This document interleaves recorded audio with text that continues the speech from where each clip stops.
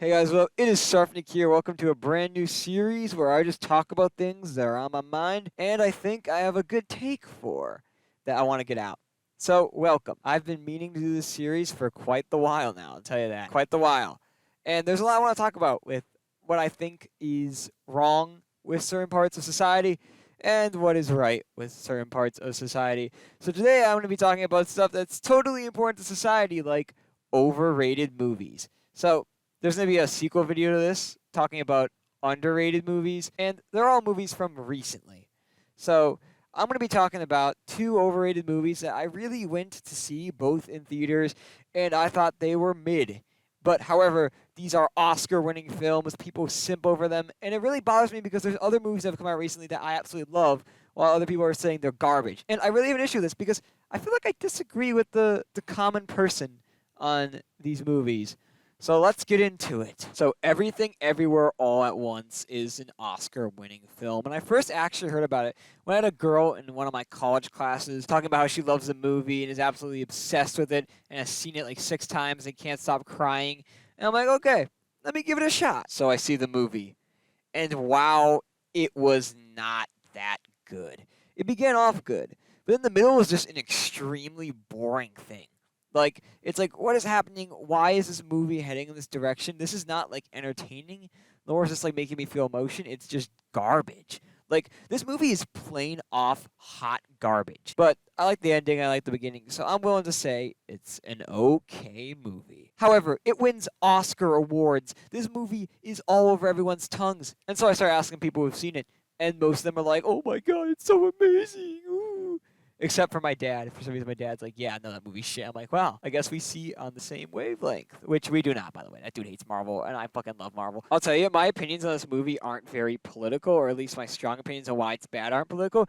But I noticed that Matt Walsh seems to have a good take on the movie. This is what he said, and I agree with it. I don't even like Matt Walsh, but I will admit, he's right. He is right. So I look into it a little more, and this movie actually is somewhat political in what their participants have said. So Jamie Lee Curtis, I don't like her.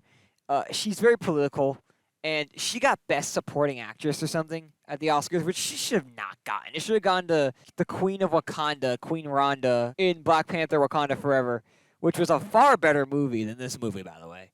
But it didn't win any Oscars except for like costume design or something. And she made some statement about there needing to be a non-binary award, which is just really stupid. Doesn't make any sense. And like, you're not helping your case, especially with me who did not like the movie originally. Now I have a little more reason to dislike it. Then the movie won Best Picture and the two directors went up. And these guys, they gave a nice speech. I felt kind of good for them, you know. They might have deserved it. And then one of them decided to mention a drag queen. Because obviously, I feel like 2023 has been a big anti-drag queen movement among right-wing people, which is somewhat fair, but also somewhat unfair in some cases.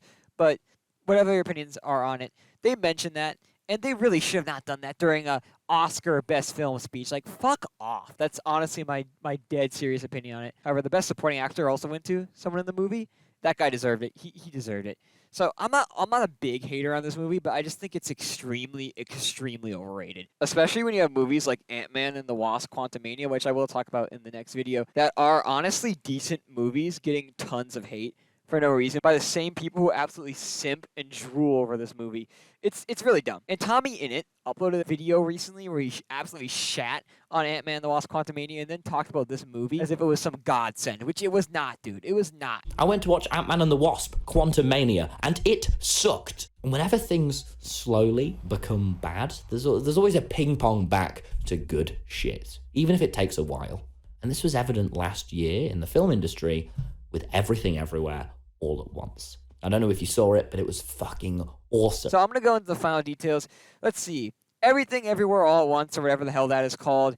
A movie that is good start, good finish, extremely boring in the middle, goes in wild directions, could have had a lot of time shaved off it. That is an okay movie for me in the yellow zone. This is not a movie that deserved Oscars. It is not a movie that deserved all the praise it got. Anyways, moving on to the next one, which I know a lot more people will disagree with me on.